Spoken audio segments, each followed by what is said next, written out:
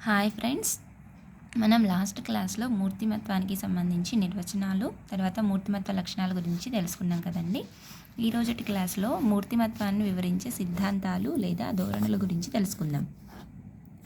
ఇందులో మూర్తిమత్వాన్ని వివరించే సిద్ధాంతాలు 3 రకాలండి. వ్యక్తి రూపురేఖలను గురించి వివరించేవి రూప సిద్ధాంతాలు, వ్యక్తి లక్షణాలను అనుసరించి వివరించేవి లక్షణాంశ సిద్ధాంతాలు, మూడవది మనోవిశ్లేషణ సిద్ధాంతాలు. వ్యక్తి రూపురేఖలను గురించి వివరించేవి, పేర్లోనే ఉంది కదండి, వ్యక్తి రూపురేఖలను గురించి వివరించేవి రూప సిద్ధాంతాలు, లక్షణాలను అనుసరించి వివరించేవి లక్షణాంశ సిద్ధాంతాలు, మూడవది మనోవిశ్లేషణ సిద్ధాంతం. ఈ రూప సిద్ధాంతాల గురించి తెలియచేసిన శాస్త్రవేత్త ఎవరు? మనోవైజ్ఞానికవేత్త అంటే హిప్పోక్రటీస్ అన్నమాట. ఈయన యొక్క వర్గీకరణ గురించి తెలుసుకోవాలంటే వైద్యశాస్త్ర పితామహుడైన ఈ గ్రీకు శాస్త్రజ్ఞుడు వ్యక్తుల చిత్తవృత్తులను బట్టి 4 రకాలుగా వర్గీకరించారు. వైద్యశాస్త్ర పితామహుడు ఎవరు అంటే హిప్పోక్రటీస్ అన్నమాట. హిప్పోక్రటీస్ వర్గీకరించిన సిద్ధాంతాలు ఏవి అంటే రూప సిద్ధాంతాలు. ఈయన ఏ దేశ శాస్త్రజ్ఞుడు అంటే గ్రీకు శాస్త్రవేత్త అన్నమాట. ఈయన వ్యక్తిలోని ఏ లక్షణాల ఆధారంగా వారిని వర్గీకరించాడు అంటే చిత్తవృత్తుల ఆధారంగా. ఇలా క్వశ్చన్స్ అడగచ్చండి. నెక్స్ట్, హిప్పోక్రటీస్ వర్గీకరణ ప్రకారం రకాలు: మొదటిది ఔత్సాహికులు, 2 పైత్య ప్రవృత్తి కలవారు, 3 శ్లేష్మ ప్రవృత్తి కలవారు, 4 విషణువులు అన్నమాట. మొదటిది ఔత్సాహికులు. వీరిలో రక్తం అనేది ఐద్దికంగా ఉంటుంది. ఆశావాదులు సంతోషంగా ఉంటారు, త్వరగా సర్దుబాటు చేసుకుంటారు, ప్రతి విషయాన్ని తేలికగా తీసుకుంటారు, ఉద్వేగపరంగా శారీరకంగా బలంగా ఉంటారనమాట.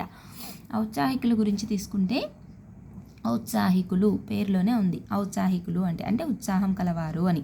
అంటే వీళ్ళ లక్షణాలు ఎలా ఉంటాయి అంటే, వీళ్ళ శరీరంలో అధికంగా రక్తం ఉంటుంది, తర్వాత వీళ్ళు ఆశావాదులు, అలాగే సంతోషంగానూ ఉంటారు, మరియు సర్దుబాటు చేసుకుంటారు, తర్వాత ప్రతి విషయాన్ని కూడా తేలికగా తీసుకుంటారు, తర్వాత ఉద్వేగపరంగా శారీరకంగా బలంగా ఉంటారనమాట.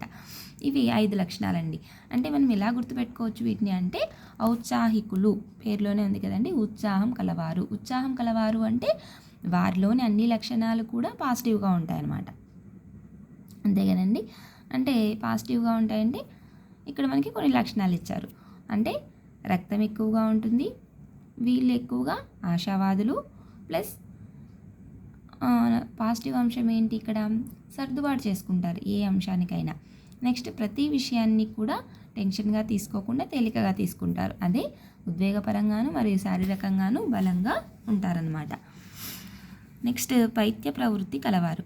వీళ్ళు పసుపు వర్ణం గల పైత్యరసం ఎక్కువగా కలవారనమాట. వీళ్ళు కోపశీలురు, చికాకు స్వభావం కలవారు, శారీరకంగా బలంగా, ఉద్వేగపరంగా బలహీనులై ఉంటారు. 2వ లక్షణం చూడండి, పైత్య ప్రవృత్తి కలవారు. ఈ పైత్య ప్రవృత్తి కూడా పేరులోనే ఉంది, పైత్య ప్రవృత్తి అని. పైత్య ప్రవృత్తి కలవారు ఎలా ఉంటారు అంటే, వాళ్ళకు పసుపు వర్ణం గల పైత్యరసం, పైత్య ప్రవృత్తి పసుపు వర్ణం అనమాట. అంటే ఇది ఎక్కువగా ఉంటుంది. ఈ పసుపు వర్ణం గల పైత్యరం అంటే మనం అంటాము చూడండి, మామూలుగా కొంతమంది ఎక్కువ కోపాన్ని ప్రదర్శిస్తే అప్పుడు మనం అంటుండే, ఏరా నీకు పైత్యమైందా అని అంటాం కదండి. వాళ్ళ లక్షణాలని బట్టి అలాగే అనమాట. అంటే ఇక్కడ పసుపు వర్ణం గల పైత్యరసం ఎక్కువగా కలవారు, వీళ్ళు ఎక్కువ కోపంగానూ ఉంటారు, మరియు శారీరకంగా ఉద్వేగపరంగా బలహీనులై ఉంటారనమాట. బలంగా ఉండేవాళ్ళు ఔత్సాహికులు, శారీరకంగా ఉద్వేగపరంగా బలహీనంగా ఉండేవాళ్ళు పైత్య ప్రవృత్తి కలవారు. నెక్స్ట్, శ్లేష్మ ప్రవృత్తి కలవారు. అధికంగా శ్లేష్మం కలవారు, నెమ్మదిగా నిదానంగా సోమరిగా ఉంటారు. వీరు ఉద్వేగపరంగా బలంగా, శారీరకంగా బలహీనులుగా ఉంటారనమాట. శ్లేష్మ ప్రవృత్తి కలవారు, ఇది కూడా పేరులోనే ఉందండి. శ్లేష్మ ప్రవృత్తి అంటే వీళ్ళలో శ్లేష్మం అనేది ఎక్కువగా ఉంటుందన్నమాట. అంటే వీళ్ళు చాలా లేజీగా ఉంటారు, స్లోగా చేసుకుంటారు, చాలా బద్ధకస్తులు అన్నమాట వీళ్ళు. శ్లేష్మ ప్రవృత్తి కలవారు అంటే వాళ్ళకి సమాజంతో సంబంధమే ఉండదు. నెక్స్ట్, వీళ్ళు ఉద్వేగపరంగా బలంగా ఉంటారు, మళ్ళీ శారీరకంగా అయితే బలహీనంగా ఉంటారనమాట. అంటే వీళ్ళు పూర్తి బలహీనులుగాను ఉండరు, పూర్తి బలంగాను ఉండరు, అది సగం ఇది సగం ఉంటారనమాట. అంటే మామూలుగా బద్ధకస్తులు అనొచ్చు. శ్లేష్మ ప్రవృత్తి కలవారు వీళ్ళు. నెక్స్ట్ విషణ్ణువులు. వీరిలో ఎక్కువగా నల్లని పైత్యరసం, అంటే హిప్పోక్రటీస్ ప్రకారం నలుపు విచారానికి సంకేతం కాబట్టి అతను ఊహాజనితంగా తీసుకున్నటువంటిదన్నమాట. నల్లని పైత్యరసం కలవారు. వీళ్ళు విచారంగా, మందకొడిగా, నిరాశావాదులుగా ఉంటారు. వీరు ఉద్వేగపరంగా, శారీరకంగా బలహీనులై ఉంటారనమాట. విషణ్ణువుల్లో విషం అంటే విషం కదండి, అంటే ఇది నెగిటివే కదండి. విషం అనేది ఎక్కువగా ఉంటుంది, అంటే నల్లని పైత్యరసం అనేది ఎక్కువగా ఉంటుందన్నమాట. అలా గుర్తుపెట్టుకోవచ్చండి. అతను ఈయన ఎవరు, హిప్పోక్రటీస్ అనే మనోవైజ్ఞానికవేత్త. ఇది తను ఊహగా ఆలోచించి తెలుసుకున్నాడు అనమాట. ఇలా అంటే వీళ్ళు ఎలా ఉంటారు అంటే అన్ని రకాలుగా కూడా నెగిటివ్గానే ఉంటారు. అంటే బాధగా ఉంటారు, ప్లస్ ఏ అంశానికి కూడా అంత యాక్టివ్గా ఉండరనమాట.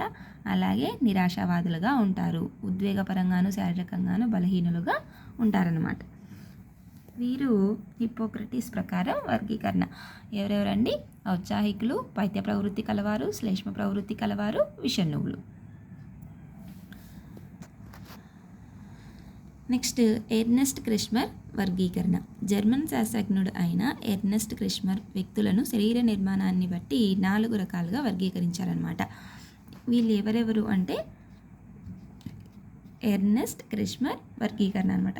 ఈయన దేని ప్రకారం వర్గీకరించారంటే శరీర నిర్మాణాన్ని బట్టి వ్యక్తులను 4 రకాలుగా వర్గీకరించారు. వాళ్ళని పేసరకాయలు, క్రీడాకాయలు, ప్రాంశుకాయలు అనమాట. సరే అండి, ఇక్కడ ప్రింట్ మిస్టేక్ పడింది. ఈ ఎర్నెస్ట్ క్రెష్మర్ వర్గీకరణ ప్రకారం 3 రకాలే అనమాట. పేసరకాయలు, ప్రాంశుకాయలు, క్రీడాకాయలు. పేసరకాయల గురించి మనం తెలుసుకుంటే వీళ్ళు లావుగా, ఉల్లాసంగా, కలుపుగోలుగా, బహిర్వర్తనులుగా ప్రతి విషయాన్ని తేలికగా తీసుకుంటారనమాట. పేసరకాయలు ఎలా ఉంటారండి? వీళ్ళంతా కూడా పాజిటివ్గా ఉంటారు, లావుగా ఉంటారు, ఉత్సాహంగా ఉంటారు, అందరితో కలిసిపోయి ఉంటారు, వాళ్ళు ఏ విషయాన్నైనా బయటికి వ్యక్తపరుస్తారు, ప్రతి విషయాన్ని కూడా తేలికగా తీసుకుంటారనమాట. అంటే పీసరకాయలు ప్రత్యేకం అని గుర్తుపెట్టుకోండి. పీసరకాయలు అంటే వాళ్ళు ఎలా ఉంటారండి? లావుగా ఉంటారు, ఉల్లాసంగా ఉంటారు, కలుపుగోలుగా ఉంటారు, ఏ విషయాన్నైనా బయటికి వ్యక్తపరుస్తారు, ఏ విషయాన్నైనా తేలికగా కూడా తీసుకుంటారనమాట. నెక్స్ట్ క్రీడాకాయలు. వీళ్ళు ఎలా ఉంటారంటే క్రీడాకాయలు అంటే మామూలుగా ఆటలు ఆడేవాళ్ళు, స్పోర్ట్స్ గేమ్స్ ఆడేవాళ్ళు ఎలా ఉంటారు? వాళ్ళు ఎక్కువగా కంఠపుష్టిని కలిగి ఉంటేనే కదండి క్రీడల్లోకి పనికి వచ్చేది. వీళ్ళు కూడా వీళ్ళండి. అంటే కంఠపుష్టితో ఆశావాదులై సర్దుబాటు చేసుకోగలిగి ఉంటారనమాట. అంటే కండరాలు అనేవి బాగా ఉంటాయి, మజిల్స్ అనేవి బాగా ఉంటాయి, అంటే శరీర దృఢత్వం అనేది బాగా ఉంటుంది. వాళ్ళు ఆశావాదులై ఉంటారు, ప్లస్ సర్దుబాటు చేసుకోగలిగే గుణం కూడా ఉంటుందన్నమాట. అంటే ఇది ఇలా గుర్తుపెట్టుకోవచ్చు. అంటే క్రీడాకాయలు అంటే స్పోర్ట్స్ ఆడేవాళ్ళు ఎలా ఉంటారు, వాళ్ళ యొక్క లక్షణాలు ఎలా ఉంటాయి, వాళ్ళే కదండి క్రీడాకాయలు అనమాట, అథ్లెటిక్. నెక్స్ట్ ప్రాంశుకాయలు పేరులోనే ఉంది చూడండి, ప్రాంశుకాయలు అంటే సన్నగా ఉంటారనమాట. వాళ్ళు సన్నగా, బలహీనంగా, తర్వాత సిగ్గుపడుతూ ఉంటారు, అంతర్వర్తనలుగా ఉంటారు, నిరాశావాదులుగా ఉంటారనమాట. ప్రాంశుకాయలు ఎలా ఉంటారండి? సన్నగా ఉంటారు, బలహీనంగా ఉంటారు, మరియు సిగ్గుపడుతూ ఉంటారు. వీళ్ళు ఏది బయటికి వ్యక్తపరచలేరు అనమాట, వాళ్ళు అంతర్వర్తనలు. నెక్స్ట్ వీళ్ళు నిరాశావాదులు. ఇది క్రెష్మర్ వర్గీకరణ ప్రకారం. నెక్స్ట్ షెల్డన్ వర్గీకరణ. ఈయన శరీరాకృతిని బట్టి వ్యక్తులను 3 రకాలుగా వర్గీకరించారనమాట. షెల్డన్ అనే మనోవైజ్ఞానికవేత్త ఏ లక్షణాలను బట్టి 3 రకాలుగా వర్గీకరించారు వ్యక్తులను అంటే శరీరాకృతిని బట్టి వ్యక్తులను 3 రకాలుగా వర్గీకరించారు. వీరిలో స్థూలకాయలు, మధ్యమకాయలు, లంబకృశకాయలు. స్థూలకాయలు అంటే ఎలా ఉంటారు, పేర్లోనే ఉంది కదండి. స్థూలకాయలు స్థూలంగా ఉంటారు అంటే లావుగా ఉంటారు. అంటే లావు ఎక్కువగా ఉంటే వాళ్ళని ఏమంటాం మనం, చాలా స్థూలంగా ఉంటారు అంటే వాళ్ళు నడవడానికి చాలా బరువుగా ఉంటారనమాట. అంటే వీళ్ళు లావుగా ఉంటారు, అలాగే కొవ్వు కలిగి ఉంటారనమాట. అంటే లావు అనేది ఎప్పుడైతారు, శరీరంలో కొవ్వు శాతం ఎక్కువగా ఉంటేనే లావు అవుతారనమాట. వీరు కలుపుగోలుగా, ప్రేమగా, ఆశావాదులుగా, సాంఘిక పరిపక్వత కలిగిన వారుగా, బహిర్వర్తనులుగా ఉండి ప్రతి విషయాన్ని తేలికగా తీసుకుంటారనమాట. స్థూలకాయలు ఎలా ఉంటారండి, లావుగా ఉంటారు, కొవ్వు కలిగి ఉంటారు, అలాగే అందరితోనూ కలుపుగోలుగా ఉంటారు, ప్రేమగా ఉంటారు, ప్లస్ ఆశావాదులుగా ఉంటారు, ప్లస్ అందరితో కలిసిపోయే గుణం కూడా వీళ్ళకి ఉంటుందన్నమాట. ప్రతి విషయాన్ని కూడా తేలికగా తీసుకుంటారు. నెక్స్ట్ మధ్యమకాయలు. వీళ్ళు ఎలా ఉంటారు అంటే బలిష్ఠులుగా, కండపుష్టి కలిగి ఉంటారు, అలాగే ఆత్మవిశ్వాసంతో సాహసాలు చేయడానికి ఇష్టపడతారు. ఇంతకుముందు మనం చెప్పుకున్నాం చూడండి, క్రిష్మర్ ప్రకారం క్రీడాకాయలు ఎలా ఉంటారో ఇక్కడ షెల్టన్ ప్రకారం మధ్యమకాయలు కూడా అలాగే ఉంటారనమాట. ప్లస్ క్రిష్మర్ ప్రకారం మనకి పీసరకాయలు ఎలా ఉన్నారో షెల్టన్ ప్రకారం మనకి స్థూలకాయలు అలాగే ఉంటారు. లక్షణాలు గమనించండి. మధ్యమకాయలు అంటే స్పోర్ట్స్, అక్కడ క్రీడాకాయలు అని చెప్పాం కదా, వాళ్ళు కూడా కండపుష్టితో ఆశావాదులై ఉంటారు. ఇక్కడ మధ్యమకాయలు కూడా బలిష్టంగా ఉంటారు, కండపుష్టి ఉంటుంది, ప్లస్ వాళ్ళకి ఆత్మవిశ్వాసం అనేది ఎక్కువగా ఉంటుంది కాబట్టి ఎలాంటి సాహసాలైనా ఎలాంటి పనులైనా కూడా చేయడానికి ఇష్టపడతారనమాట. నెక్స్ట్ లంబకృశకాయలు. వీళ్ళు సన్నగా, బలహీనంగా ఉంటారు. వీరు నిరాశావాదులు, సున్నితమైన మనసు కలవారు, ముభావంగా, అంతర్వర్తనలుగా, కలుపుగోలుతనం లేకుండా ఉంటారనమాట. ఇక్కడ ప్రాంశుకాయలు ఎలా ఉన్నారండి, క్రిష్మర్ ప్రకారం సన్నగా, బలహీనంగా, అంతర్వర్తనలుగా ఉన్నారు. ఇక్కడ లంబకృశకాయలు ఎలా ఉన్నారు, సన్నగా, బలహీనంగా ఉన్నారు. వీళ్ళు కూడా నిరాశావాదులు ప్లస్ సున్నితమైన మనసు కలవారు. వీళ్ళు కూడా ఎవరితో కలవరు అన్నమాట, సైలెంట్గా ఒకరే ఉంటారు. నెక్స్ట్ ఏ విషయాన్నైనా బయటికి తెలియచేయలేరనమాట, వాళ్ళు అంతర్గతంగానే తన మనసులోనే అనుకుంటూ ఉంటారు. కలుపుగోలుతనం కూడా ఉండదు. నెక్స్ట్ షెల్డన్ వర్గీకరణ ప్రకారం ఏ వ్యక్తి ఒకే రకానికి చెందినవాడై ఉండక్కర్లేదు, పై 3 లక్షణాలు కలిసి ఉండొచ్చు. 7 అంశాల మాపనిపై మాపనం చేసి ఈ వ్యక్తి మూర్తిమత్వం నిర్ధారణ చేయాలని షెల్టన్ అన్నారు. లాల్ బహదూర్ శాస్త్రి, మహాత్మా గాంధీల మూర్తిమత్వాన్ని 1.1.7 అని సూచించవచ్చు. వారిద్దరూ సాంఘిక పరిపక్వత కలవారు, ఆత్మవిశ్వాసంతో సాహసాలు చేసేవారు, శరీర ఆకృతిలో సన్నగా, బలహీనంగా, అంతర్వర్తనలుగా పేర్కొనొచ్చు అన్నమాట. ఇక్కడ మనం షెల్టన్ గారు వర్గీకరించారు కదండి. ఈయన ఏం చెప్పారు అంటే, ఈయన వర్గీకరణ ప్రకారం స్థూలకాయలు, మధ్యమకాయలు, లంబకృశకాయలు అని అన్నాం కదా. అంటే ఏ ఒక్క వ్యక్తి స్థూలకాయలుగా కానీ, మధ్యమకాయలుగా కానీ, లంబకృశకాయలు అని ఏదో ఒక ప్రత్యేకమైన అంశమే కాకుండా 3 అంశాలు కూడా, 3 లక్షణాలు కూడా వాళ్ళు కలిగి ఉండొచ్చు అని చెప్పారనమాట. అంటే దీన్ని ఏ మాపనిపై నిర్ధారణ చేశారు వాళ్ళు అంటే 7 అంశాల మాపనిపై నిర్ధారణ చేశారనమాట. ఎవరి మూర్తిమత్వాన్ని ఇక్కడ మనం సూచించవచ్చు అలా అంటే లాల్ బహదూర్ శాస్త్రి మరియు మహాత్మా గాంధీలు అనమాట. వీళ్ళు లాల్ బహదూర్ శాస్త్రి కానీ, మహాత్మా గాంధీ లాంటి వాళ్ళు కానీ, వీళ్ళు సాంఘిక పరిపక్వత ఉంటేనే కదండి ప్రజలతో కలిసి వాళ్ళ యొక్క సమస్యల్ని పరిష్కరించారు. అలా ఆత్మవిశ్వాసాన్ని కలిగి ఉండి సాహసాలు కూడా చేసేవారు. శరీర ఆకృతిలో సన్నగా, బలహీనంగా, అంతర్వర్తనలుగా పేర్కొనొచ్చు అనమాట. నెక్స్ట్ యూంగ్ వర్గీకరణ. సాంఘిక కార్యక్రమాలలో పాల్గొనే అభిరుచిని బట్టి 2 రకాలుగా వర్గీకరించారనమాట. యూంగ్ అనేది 2 అక్షరాలు కదండి, ఈయన 2 రకాలుగా వర్గీకరించారు అని గుర్తుపెట్టుకోండి. బహిర్వర్తనులు, అంతర్వర్తనులు. బహిర్వర్తనులు అంటే వీరు ఇతరులతో కలిసిమెలిసి ఉంటారు, వారి అభిప్రాయాలను ఇతరులకు వ్యక్తపరుస్తారు, చొరవ చూపిస్తారు, సాహసాలు ఇష్టపడతారు, తొందర స్వభావం కలవారు, చురుకుగా ఉంటారు, మాటకారులు, నాయకత్వ లక్షణాలు కలవారు, మార్పును తేలికగా అంగీకరిస్తారు, ఆతృత ఎక్కువగా ఉంటుంది, మంచి వ్యక్తులు, క్రీడలలో పాల్గొంటారు, రాజకీయ నాయకులుగా రాణిస్తారు, సంఘ సేవలో పాల్గొంటారు, ఆశావాదులు.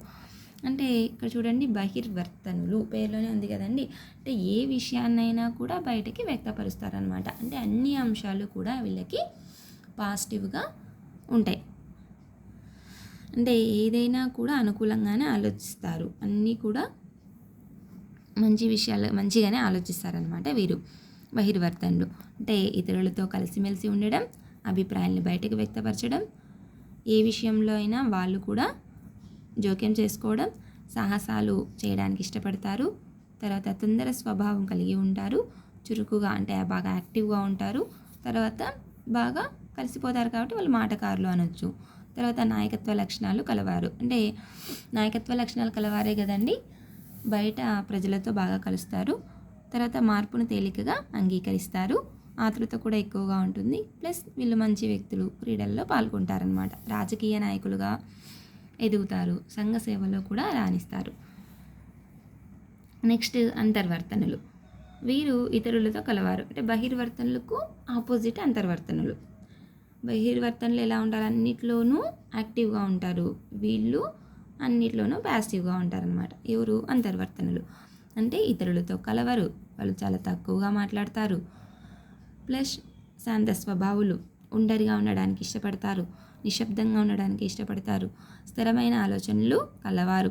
వీళ్ళు నిరాశావాదులు, ఊహాశక్తి కలవారు, కళలు సాహిత్యాలలో ప్రావీణ్యం చూపిస్తారు, పుస్తక పఠనం ఇష్టపడతారు, తమ బాధలను ఇతరులకు వ్యక్తపరచరు అనమాట. అంటే మన మనసులోనే అనుకుంటూ అవి బయటకి వ్యక్తపరచమన్నమాట. మనం ఏది బాధపడినా ఏది అనుకున్నా అది మన మనసులోనే అనుకుంటామన్నమాట. వీళ్ళెవరు, అంతర్వర్తనులు. ఎవరి ప్రకారం, యుంగ్ ప్రకారం. నెక్స్ట్ యుంగ్ వర్గీకరణ అంతగా ఆమోదం పొందలేదన్నమాట. వ్యక్తులు అన్ని సమయాల్లో ఒకే రకంగా ఉండరు. ఒక సమయంలో అంతర్వర్తనలుగా ఉండి మరొక సమయంలో బహిర్వర్తనలుగా ఉండొచ్చు. ఈ రెండింటికి మధ్యస్థంగా ఉండే మూడో వర్గాన్ని గుర్తించడం జరిగిందనమాట.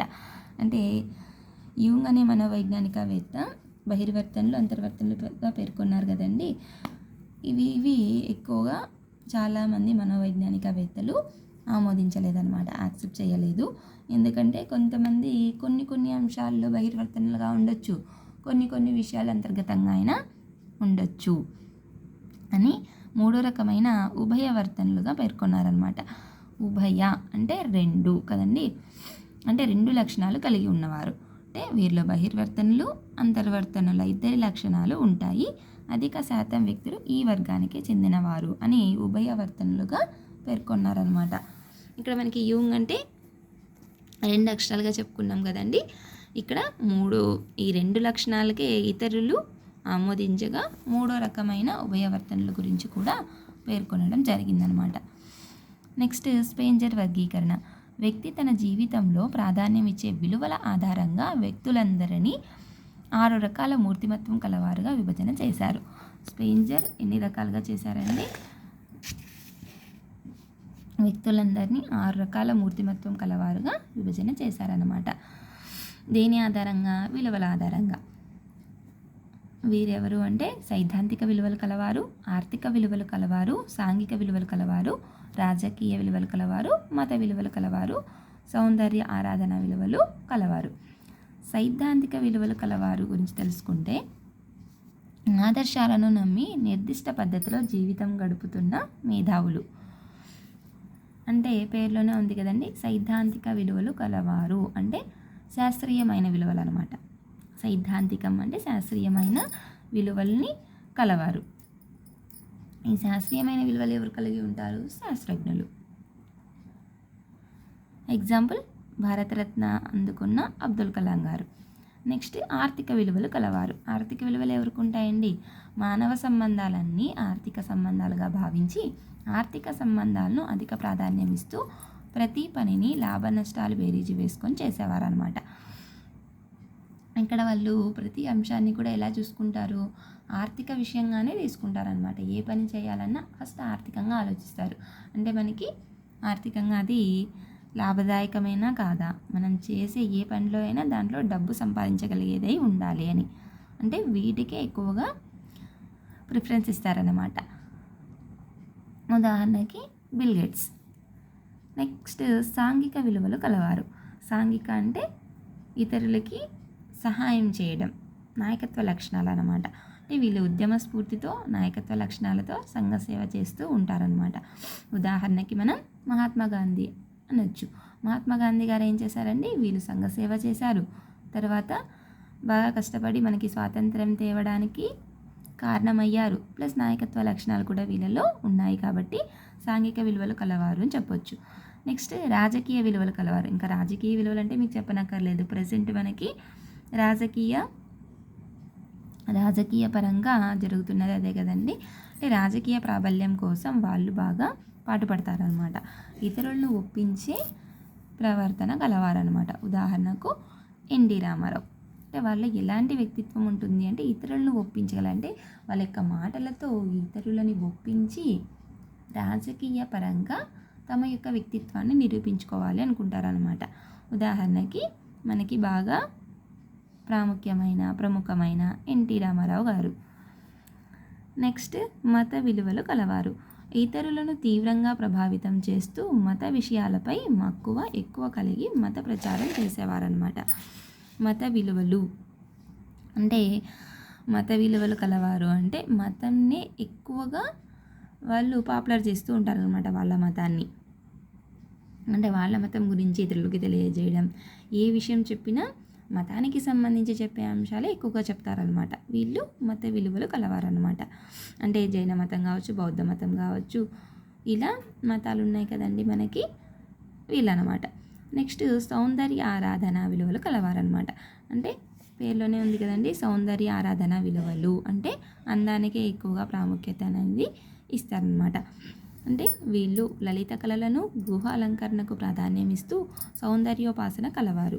ప్రఖ్యాత చిత్రకారుడు, చిత్ర దర్శకుడు. అంటే అందానికే వీళ్ళు ప్రాముఖ్యతను ఇస్తారనమాట. లలిత కళను, గృహ అలంకరణకి ప్రాధాన్యం ఇస్తూ సౌందర్యానికి సంబంధించిన అంశాలని ఎక్కువగా వాటి లక్షణాలని కలిగి ఉంటారనమాట. ఉదాహరణకు బాపు రమణ చిత్రాలు అని మనం వినే ఉంటామండి. వీరి చిత్రాలు ఎలా ఉంటాయి అంటే వాళ్ళు గీసిన చిత్రాల్లోనే వాళ్ళు చెప్పాలనుకున్న అంశం అనేది బయటకు కనిపించేలా వాళ్ళ చిత్రం అనేది ఉంటుందన్నమాట.